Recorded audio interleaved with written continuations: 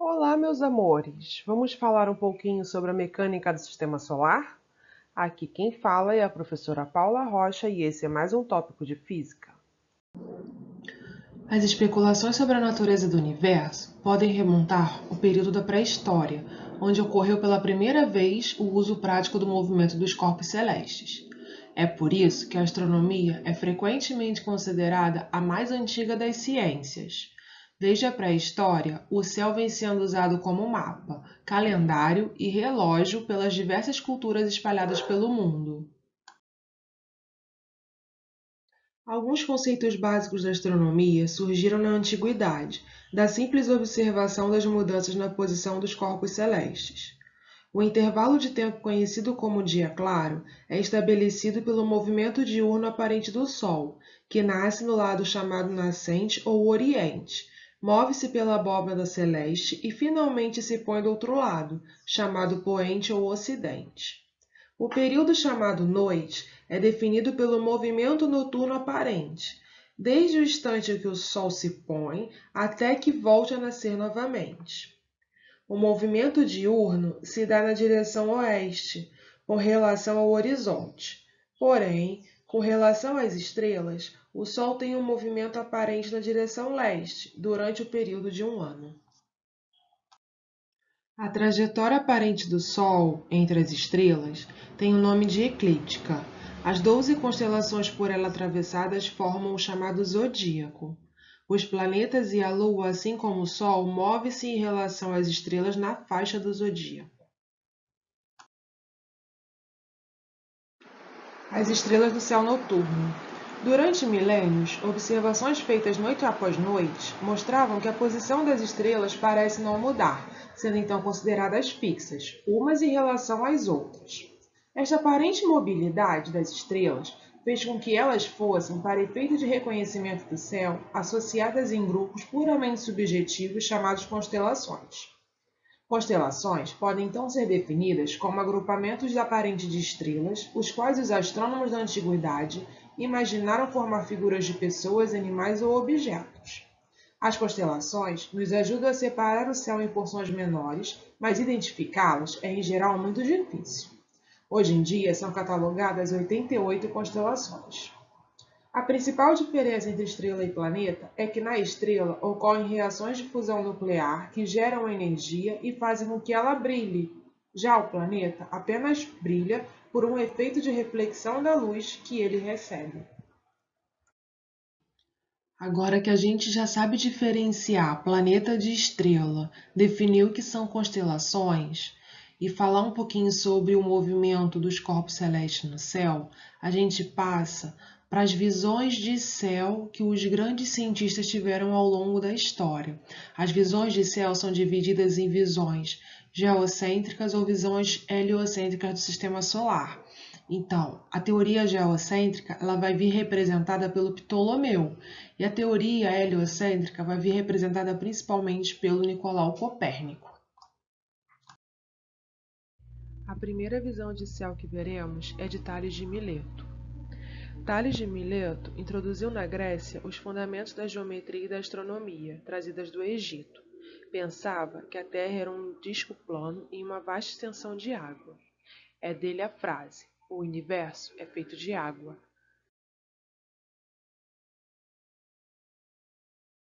A segunda concepção de universo que vamos ver é de Pitágoras. Pitágoras é nosso velho conhecido da matemática, lá do Teorema de Pitágoras. Bom, o Pitágoras acreditava que a Terra, a Lua e outros corpos celestes eram esferas. Ele achava também que os corpos celestes eram transportados por esferas concêntricas a um fogo central. O modelo de Pitágoras era conhecido como a harmonia das esferas, e como o nome dele já diz, era composto de várias esferas. Mais precisamente, um total de 10 esferas, onde o centro de todas elas, a gente observava uma coisa chamada fogo central.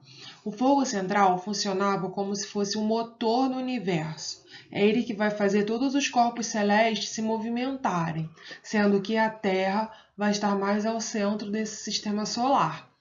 Então, se eu considero a Terra como o centro desse sistema solar, eu posso considerar a visão de céu de Pitágoras como sendo uma visão de céu obedecendo ao modelo geocêntrico.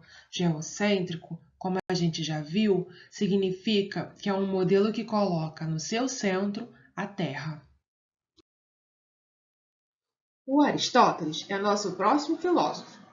Para ele, todas as coisas existentes no mundo são compostas por 4 elementos: água, terra, fogo e ar. Cada um desses elementos possuía o que ele chamou de lugar natural. Assim, terra e água tinham seu lugar natural no centro da Terra. Se deixados a seu próprio comando, é para lá que eles rumariam. Já fogo e ar teriam tendência oposta.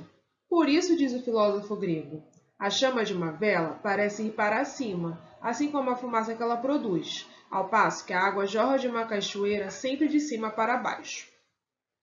Em meio a essas explicações, que pareciam servir para esclarecer diversos fenômenos, Aristóteles também estabeleceu uma diferença crucial entre o mundo celeste e o terreno. Para ele, os 4 elementos eram partes apenas da esfera sublunar, abaixo da Lua, uma região imperfeita, onde havia mudança, transformação. Acima da Lua, a esfera supralunar, os orbes e os astros eram compostos pelo famoso quinto elemento, ou quintessência, também chamado de éter. O mundo celeste seria de uma organização perfeita, eterno e livre de transformações. Aristóteles explicou que as fases da Lua dependem de quanto a parte da face da Lua iluminada pelo Sol está voltada para a Terra. Explicou também os eclipses. Aristóteles argumentou a favor da esfericidade da Terra, já que a sombra da Terra na Lua durante um eclipse lunar é sempre arredondada. Afirmava também que o universo é esférico e finito. Depois de Aristóteles, o nosso próximo filósofo a ser observado é o Ptolomeu. Ptolomeu foi o último astrônomo importante da antiguidade. Em sua obra O Grande Tratado, enunciou que, além de realizar o movimento de translação em torno da Terra, os demais planetas também cumpriam trajetórias em epiciclos, que explicariam seus movimentos irregulares e seu brilho variável. Assim, o planeta girava em torno de um ponto abstrato, que por sua vez giraria em torno da Terra. A órbita do ponto abstrato chamava-se deferente, e a órbita do planeta em torno do ponto abstrato era o epiciclo, como a gente pode ver na animação abaixo. Esse conjunto de círculos associados a círculos, que se chamavam os epiciclos e os deferentes, era razoavelmente eficiente para salvar as aparências, ou seja, para conseguir explicar o que ele conseguia ver no céu. O modelo de universo proposto por Ptolomeu foi adotado como verdade inquestionável pela Igreja Católica, a instituição que, durante muitos séculos, na Europa, teve o controle do que podia e não podia ser ensinado nas universidades e para a população. Com isso, passaram-se quase 15 séculos até que o sistema complexo de Ptolomeu fosse questionado seriamente.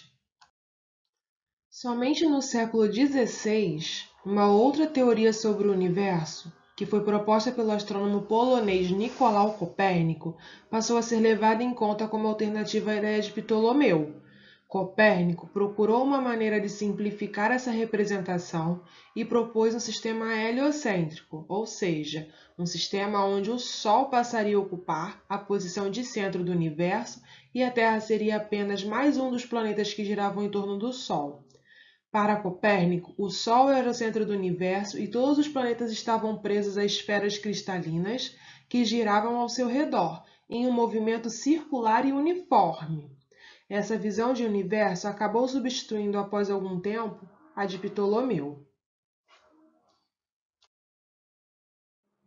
A próxima concepção de universo que vamos ver é o modelo proposto pelo astrônomo Tycho Brahe. Tycho Brahe era muito rico e um encrenqueiro de primeira, e conta-se que ele perdeu o nariz, substituindo-o por uma prótese metálica após um duelo disputado por uma discordância sobre uma equação matemática. Contudo, ele propôs também no século XVI que a Terra estaria fixa no centro do universo, com o Sol e as estrelas girando em redor dela. Mas, diferente de Ptolomeu, imaginava os planetas orbitando ao redor do Sol. Tentando comprovar seu modelo, construiu instrumentos que lhe permitiam realizar observações muito precisas. Dessa forma, o modelo proposto por Tycho Brahe pode ser considerado um modelo alternativo ao de Aristóteles e o de Ptolomeu, praticamente um meio termo, e esse modelo não funcionava direito. Ainda assim, o dinamarquês tomou o passo decisivo que colocou a humanidade no caminho do heliocentrismo, ao contratar o jovem e promissor Kepler em 1600 para trabalhar com ele. A próxima concepção de sistema planetário que veremos é o proposto pelo matemático Kepler. Desde a época de Aristóteles, pensava-se que o único movimento natural e perfeito era o movimento circular e que os corpos pesados se moviam necessariamente em círculos. Entretanto, Johannes Kepler, matemático e astrônomo alemão, usando os dados observacionais de Tycho Brahe, começou a encontrar dificuldades em conciliar tal teoria com os fatos observados. De 1601 até 1606, ele tentou ajustar várias curvas geométricas aos dados de Tycho sobre as posições de Marte e finalmente encontrou uma solução, a elipse. Kepler propôs então novas leis dos movimentos planetários em um sistema solar que, contrariando o modelo de Brahe e concordando com o de Copérnico, tinha o Sol no centro de tudo, ou seja, o modelo de Kepler era um modelo heliocêntrico. Vamos ver agora o que diziam as leis de Kepler. Primeira lei de Kepler, lei das órbitas. Kepler descobriu que as órbitas dos planetas não eram exatamente circulares, mas elípticas, definindo assim sua primeira lei. Ao investigar as velocidades dos planetas, observou que os planetas são mais rápidos em suas órbitas quando ficam mais próximos ao Sol. Ele conseguiu expressar assim sua segunda lei, a lei das áreas. A lei das áreas de Kepler diz que quanto mais próximo o planeta está do Sol, mais rápido ele é, e quanto mais distante o planeta está do Sol, mais devagar ele faz seu movimento de translação em torno do Sol. O ponto dentro da órbita de um planeta em que o planeta fica mais perto do Sol a gente chama de periélio, e o ponto da órbita do planeta em que ele mostra-se mais afastado do Sol a gente chama de afélio. Chegamos agora à terceira lei de Kepler, a lei dos períodos. Sempre guiado pela busca de harmonia, Kepler trabalhou 10 anos até apresentar sua terceira lei. A lei dos períodos de Kepler diz que para dois planetas que orbitam em torno do Sol, os quadrados dos períodos de translação são proporcionais aos cubos dos respectivos raios médios de suas órbitas. O que significa isso? Significa dizer que se eu pegar o tempo que um planeta demora para dar uma volta completa ao torno do Sol e dividir pela distância que ele tem do Sol, eu vou achar um valor. Se eu fizer isso para qualquer outro planeta do Sistema Solar, eu vou sempre achar o mesmo valor.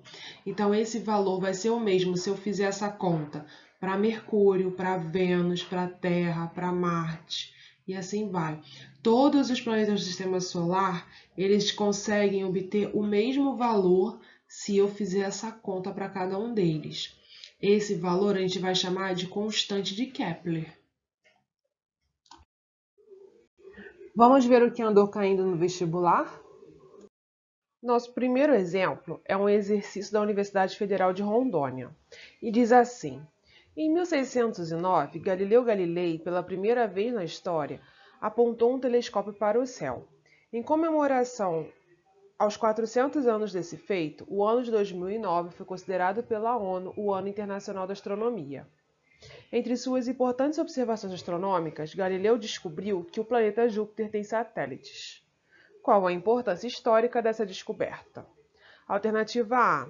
Existem corpos celestes que não orbitam a Terra, o que implica que a Terra poderia não ser o centro do universo. Alternativa B. Comprovou a veracidade da lei da gravitação universal de Isaac Newton. Alternativa C. Permitiu a Kepler formular suas leis da mecânica celeste. Alternativa D.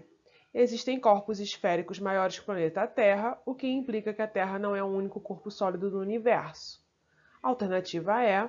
Mostrou que as leis de Newton são válidas também para a interação gravitacional.